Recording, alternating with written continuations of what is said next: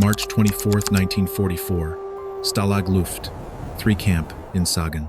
Inside Hut 104, a heavy stove is slowly being pushed aside on homemade rails. Beneath the brickwork lies the entrance to Tunnel Harry. The hatch is stuck. The Silesian winter frost has sealed the opening tight within the concrete. Roger Bushell stares at the mechanical watch on his wrist. The plan is already 90 minutes behind schedule. The sound of a boot hitting the frozen ground echoes just outside the wooden wall. A guard flashlight beams through the door crack. The entire room falls into absolute silence. 33 feet underground, the air is thick with the scent of sweat and loose yellow sand. Allied pilots lie along the narrow tunnel, only 2 feet wide. At the far end, the lead man pushes up the final layer of topsoil. The dim glow of snow appears, but something is wrong. The tunnel is 33 feet short of the tree line. The exit of Harry lies exposed on the white snow, right in the line of sight of the Goonbox watchtower 50 feet away. An MG-42 machine gun points directly at the spot where they are about to emerge. Will they risk crawling across this deadly gap or give up and face capture? How long can this secret stay hidden before the searchlight sweeps over them? March 1943. The north compound of Stalag Luft III officially opens for business. The Luftwaffe designed this place based on painful lessons learned from previous escapes. It was meant to be a fortress built to hold the most determined Allied escape artists. The camp architecture was a massive mechanical trap. All 15 wooden huts were perched on stilts 2 feet high. This gap allowed guards to crawl underneath and watch for any movement of the floorboards from the outside. The ash-gray topsoil hid a deadly geological secret. Dig down just 4 inches and fine yellow sand appears. Any grain of yellow sand dropped on the gray ground was an instant giveaway. The Luftwaffe believed no one could hide tons of yellow sand in such a gray environment. The defense system went beyond just sight. Highly sensitive seismic microphones were buried deep along the barbed wire fences to pick up the vibrations of a shovel. Patrols known as ferrets constantly roamed with long iron rods in their hands. They stabbed the ground in every corner, searching for hollow spaces. Before this, the wooden horse escape in October 1943 had tightened security to a suffocating level. Every small effort was crushed before it could even start. Guards in the watchtowers or goon boxes kept their MG-42 machine guns aimed right at the warning wire, which was a knee-high tripwire. Any prisoner who touched that wire would face a hail of bullets without warning. Into this tightened circle stepped one man. Roger Bushell, an attorney and RAF pilot shot down at Dunkirk, arrived at the camp with a massive escape record. Instead of acting alone, Bushell started a reverse psychological campaign. He gathered over 600 prisoners and formed Organization X. At a secret meeting in the shadows of Hut 104, Bushell made a crazy declaration. They would not dig 1 tunnel but 3 at the same time: Tom, Dick, and Harry. This plan was not meant to help a few individuals escape, but was an all-out assault on the Nazi security system. Bushell wanted to create chaos that would force Hitler to divert thousands of troops from the front lines to the home front for the manhunt. Bushell's strategy relied on redundancy and deception. If the Germans found 1 tunnel, they would smugly think they had won and relax their guard elsewhere. Each tunnel had to be dug exactly 30 feet underground. This depth was beyond the range of the seismic microphones.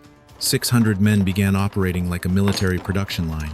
Teams called Penguins were trained to hide sand in secret cloth bags along their pant legs. They moved slowly around the camp yard, secretly pulling drawstrings to sprinkle yellow sand into the prisoner gardens. Every step was a gamble under the eyes of the ferret guards. If a single bag tore, the entire plan would crumble at their feet. The biggest challenge was not the length, but the stability of the sand. The sand in Sagen was incredibly loose. Just a slight vibration from above could cause a cave-in, burying those inside alive. The prisoners were forced to borrow over 4,000 wooden bed slats to use as support frames. Every yard the tunnel progressed meant a bed in the camp became more fragile.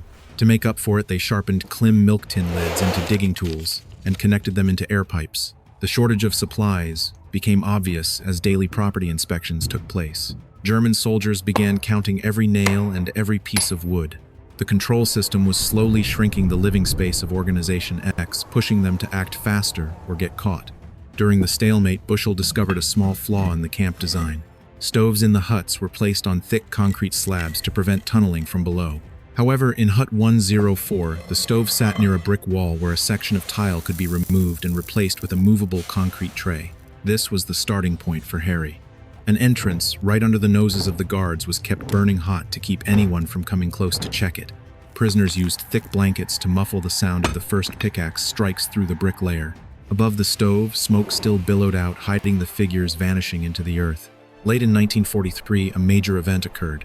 Tunnel Tom in Hut 123 was discovered by the ferrets when they accidentally struck the wooden ceiling with an iron rod. A massive explosion echoed as the Germans used dynamite to destroy the entire structure. Terror gripped the whole camp. The Luftwaffe believed they had eliminated the greatest threat. Bushell watched from a distance, his face cold and expressionless. He ordered all work on Tunnel Dick to stop so it could be turned into a sand storage area. All remaining resources, from bed slats to stolen electrical wires from the camp lighting system, were poured into one final gamble named Harry. In the early days of 1944, heavy snow fell at Sagan. Bushell realized they were running out of time. The air in the north compound grew thick with suspicion as the Luftwaffe brought in more guard dogs and set up extra lookout posts. The window was closing fast as American prisoners began being transferred to other camps. Harry had reached a length of over 330 feet, but the tunnel ceiling showed signs of cracking under the weight of snow and frozen soil. A small error in the angle calculation now could make them pop up right in the middle of the camp yard instead of the forest edge. Could Harry withstand the pressure of tons of sand and snow above before reaching the tree line? And as the Germans began a full inspection of bed slats, how long could the secret under the Hut 104 stove hold up? April 1943. Inside the shadows of Hut 104, work on tunnel, Harry shifted from preparation to a high-intensity engineering operation. A vertical shaft 30 feet deep had been completed, sitting well below the reach of the seismic microphones. Teams of 3 took turns lowering themselves through the narrow opening.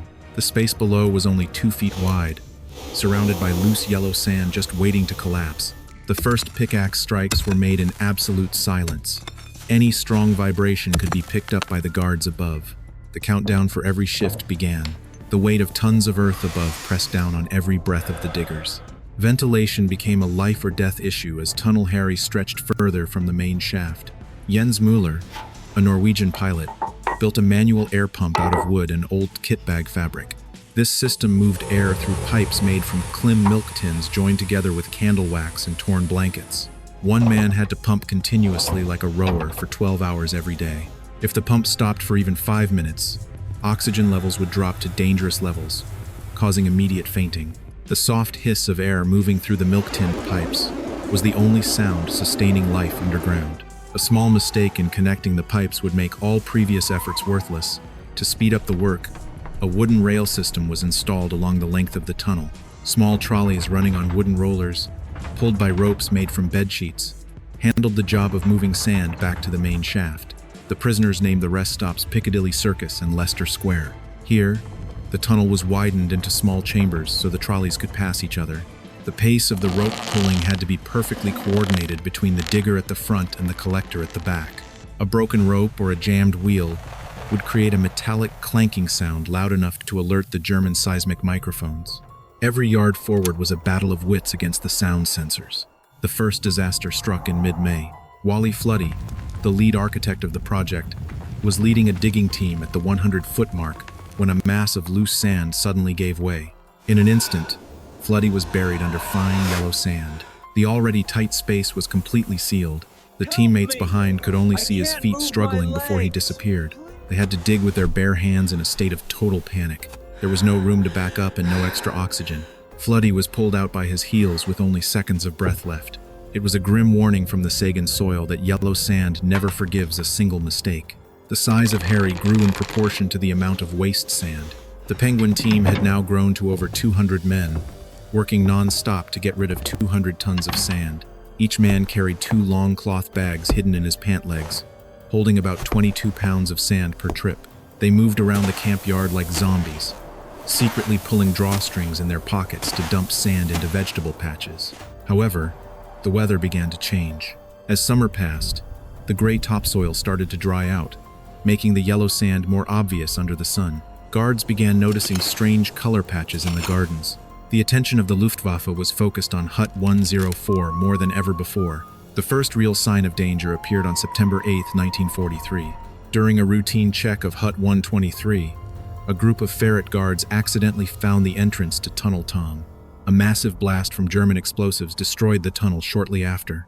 The entire Stalag Luft III camp was shaken. The Luftwaffe believed they had completely cut off the escape route for the prisoners. Roger Bushell ordered all work on Tunnel Dick to stop and turned it into a backup storage area for sand. Harry was the last hope, but now it faced an unprecedented inspection of supplies. German soldiers began counting every single bed slat in every hut. By the end of 1943, Harry had reached 230 feet, nearing the final barbed wire fence.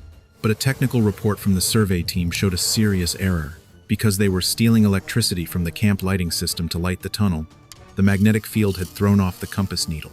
Tunnel Harry was no longer moving in a straight line.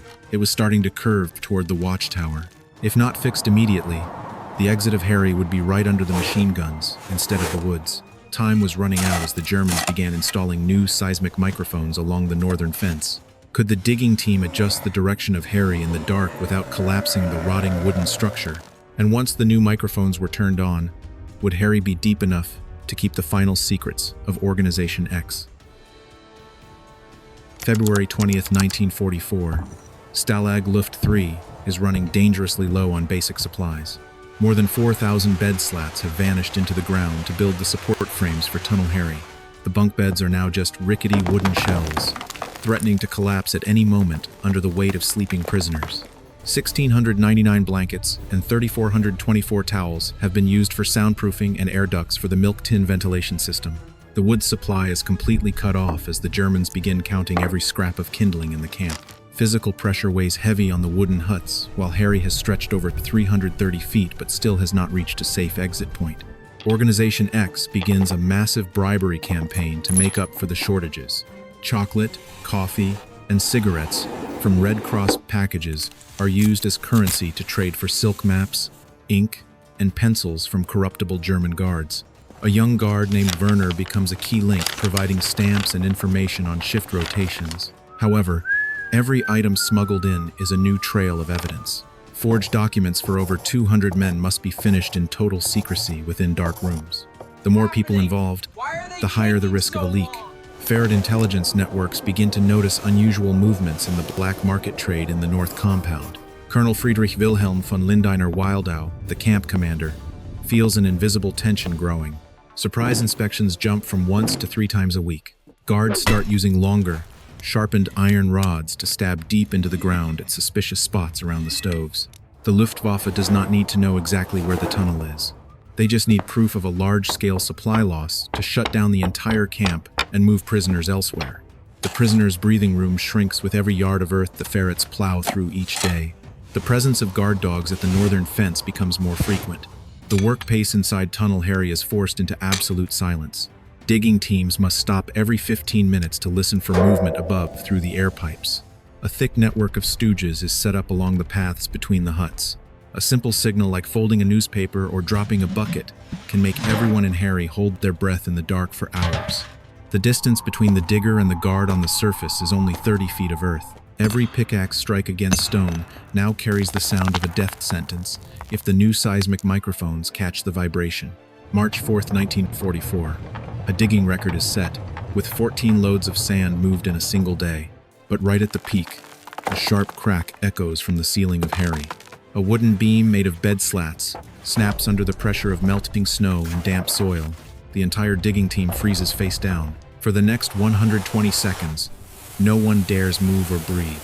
Above, the iron boots of a patrolling guard stop right near the crack, only a few feet from the top of the tunnel. A deadly silence fills the narrow 2-foot-wide space. Only when the German footsteps fade away do the hearts of the diggers start beating again. But the crack has left a serious, structural hole. Tension begins to erode morale inside Organization X. Claustrophobia breaks out among some veteran diggers after hundreds of hours in the narrow tunnel without natural light.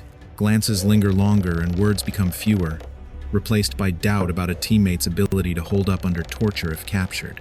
Roger Bushell is forced to make cold decisions, removing some men from the escape list for fear they might mentally collapse on the fateful night. The atmosphere in Hut 104 becomes heavy. A small mistake in one person's behavior now could lead to the destruction of a plan that has lasted over a year. A major incident occurs when guards find a small trail of yellow sand dropped near the kitchen area. Immediately, the Germans order 20 key prisoners to be moved to another camp in Bavaria, including Wally Floody, the lead architect of the tunnel. This is a direct hit to the technical brain of Organization X right before the operation. Without Floody, reinforcing the cracked tunnel sections becomes extremely risky. The remaining prisoners realize the secret is starting to show through tiny gaps. They face a life or death choice to stop to save their lives, or to take the final leap on the upcoming moonless night, while Harry is still a partial secret. March 20th, 1944. Harry is less than 33 feet from the edge of the woods, according to map calculations. Bushell checks the progress one last time in the darkness of Hut 104. Civilian clothes and over 200 sets of forged papers are ready for distribution. Silk maps are sewn into jacket linings. Homemade compasses made from razor blades are tested for sensitivity. The enemy has increased searchlight sweeps along the north compound every 30 seconds instead of 60. The point of collision between Hope and the guards' guns is drawing near. The clock of Organization X is ticking toward the night of March 24th, the point of no return for everyone. Will the sudden departure of Wally Floody leave a technical error that Harry cannot fix in the final yards? And is the discovered yellow sand the start of an ambush already set by the Germans just on the other side of the fence? March 24th, 1944, 10:30 p.m.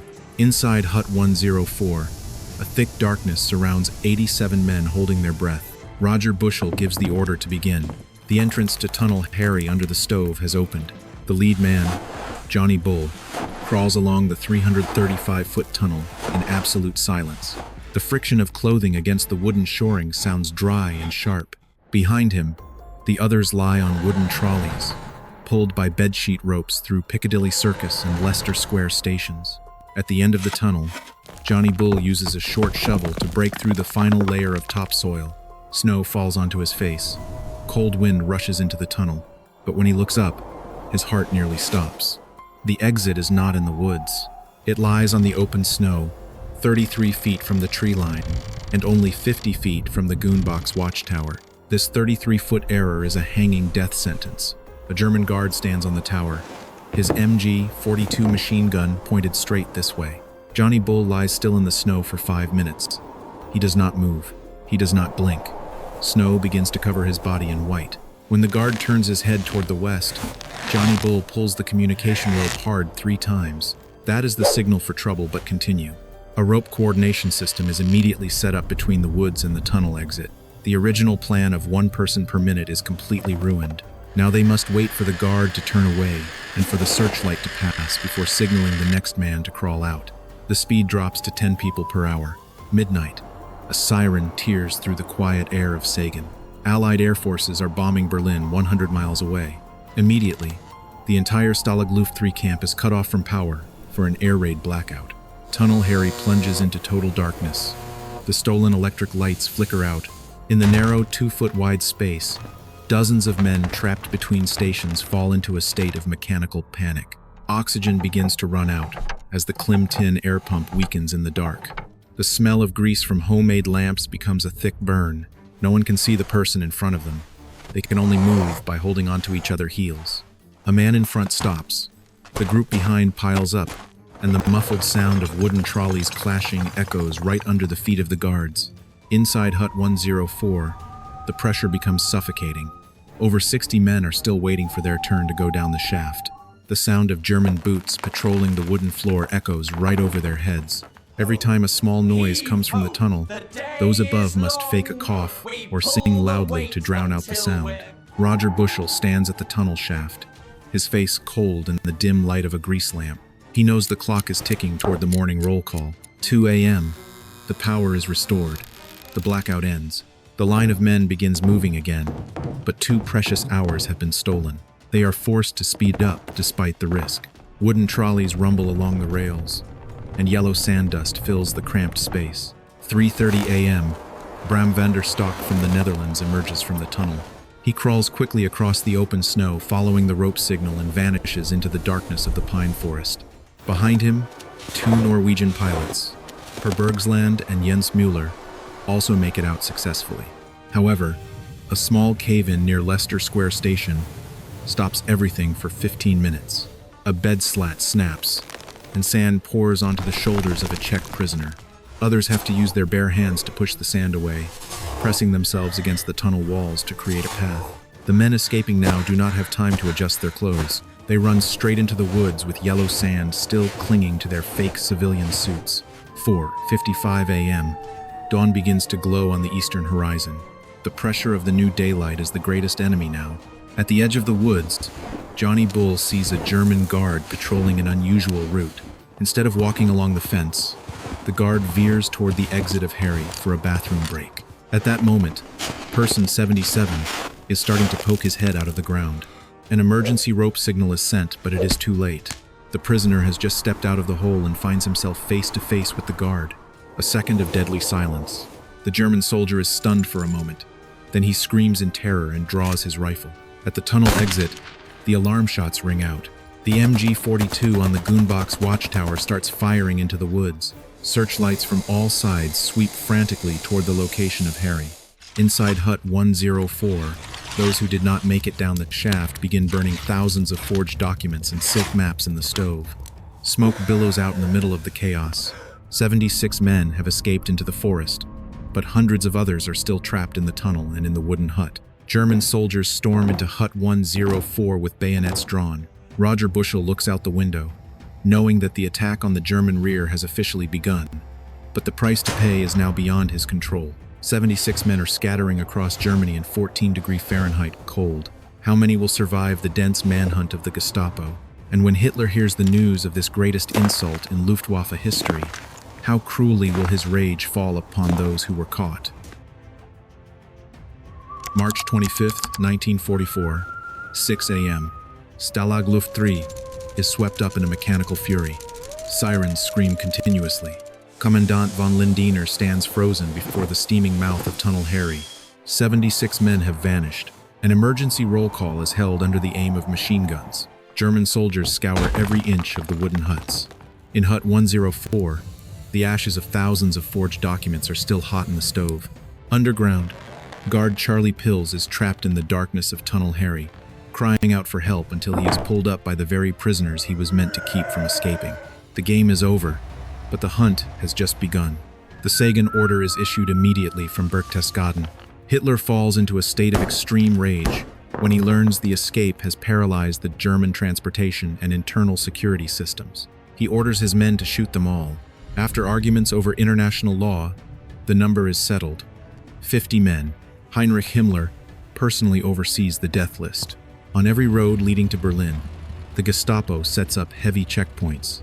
In the 14-degree cold, 73 men are captured one by one as they collapse in the snow or are spotted at train stations. They are not taken back to camp. Small groups of 2 or 3 are loaded into black Gestapo cars, heading toward desolate fields along the border. On lonely stretches of road, the cars stop. Get out and stretch your legs, the Gestapo officer orders coldly. As the Allied pilots turn their backs, the sound of Lugers and MP-40 machine guns rings out. There is no trial, no explanation. Roger Bushell falls on a roadside near Saarbrücken. James Cadenac is executed in Kiel. The bodies of the 50 men are cremated immediately at local crematoriums to destroy all evidence of bullet wounds to the back of the neck.